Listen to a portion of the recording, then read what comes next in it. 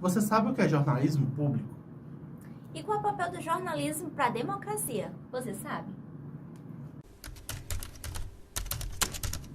O jornalismo cívico surgiu da ideia de que o jornalismo deveria ser mais público. E em 1988, alguns jornais americanos de pequeno e médio porte começaram a se preocupar com a redução no número de assinantes e também com a direção que a cobertura política tomava. E para tentar reverter essa situação, os jornais apostaram em temas mais próximos da comunidade onde trabalhavam e também em temas relacionados à cidadania. Mas as limitações, como o baixo número de leitores e a publicidade em queda, não foram suficientes para gerar mudança e alterar a situação do jornalismo praticado naquela época. O golpe final para a mudança na forma de produção foi a eleição presidencial de 1988. O autor David Merritt fala que na eleição norte-americana de 1988, os jornalistas trataram todos os políticos como suspeitos. Houve uma mudança na postura de cão de guarda para cão de ataque. Isso mostrou o pior lado da cultura jornalística. A política foi tratada como um jogo de intrigas e conspirações políticas. Nesse contexto, esses elementos fizeram com que jornalistas e agentes públicos fossem vistos como parte do problema e como pessoas não confiáveis. As coberturas das campanhas eleitorais eram tratadas como grandes eventos, como se fossem corridas de cavalos. Os debates eram palcos de confrontos e a vida pública se tornou um grande espetáculo. E você sabia que esse cenário do jornalismo levou Merritt e outros jornalistas a pensar que outras práticas eram possíveis e necessárias? Os debates sobre o papel do jornalismo na sociedade democrática demonstraram algumas observações sobre o jornalismo cívico. Primeiro, a existência do jornalismo depende da vida pública. Segundo, a população se sentia excluída dos processos democráticos e frustradas com a cobertura polarizada da mídia. Por isso, o interesse na vida pública diminuiu. Terceiro, os jornalistas devem entender que os cidadãos são participantes ativos nos processos democráticos. E quarto, os jornalistas devem atuar como facilitadores do debate e contribuir para que a vida pública corra bem. E o jornalismo cívico ou jornalismo público surgiu por causa dessa série de fatores. Ele corresponde ao movimento que tentou resgatar a credibilidade dos jornais americanos perante os cidadãos, facilitar o debate público e também ajudar a encontrar soluções para problemas comunitários locais. Essa perspectiva de jornalismo tem como base a importância da localidade, do contato com o público e o fortalecimento da democracia e da ética. Além disso, conexão entre jornalismo e democracia era a razão da existência do jornalismo cívico. Isso mesmo, Marcelo.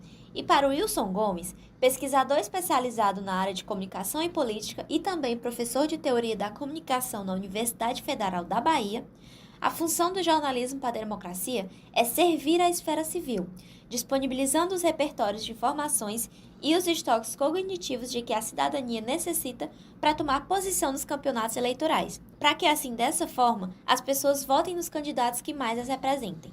Ou seja, no período de eleições, as produções do jornalismo cívico devem buscar analisar candidatos e questioná-los sobre assuntos que preocupam o público. Nesse sentido, os interesses dos cidadãos, suas preocupações, prioridades e necessidades pautam o jornalismo cívico. Mas, Marcelo, como é que o jornalismo e a mídia pode realmente trazer essas contribuições de uma maneira efetiva? Isso depende apenas da vontade dos jornalistas ou também precisa de algo além disso, um algo a mais? Uma boa pergunta essa, amiga. O doutor e mestre em ciência política Juliano Domingues da Silva e sua equipe falam desse algo a mais no texto Mais Concentração de Propriedade de Mídia, Menos Democracia, testando possibilidades de associação entre variáveis. O trabalho mostra que os países mais democráticos seriam aquele com menos concentração de propriedade dos meios de comunicação. Em outras palavras, se poucas empresas concentram a maior parte dos meios de comunicação, há um prejuízo ao interesse público e, consequentemente, ao funcionamento da democracia.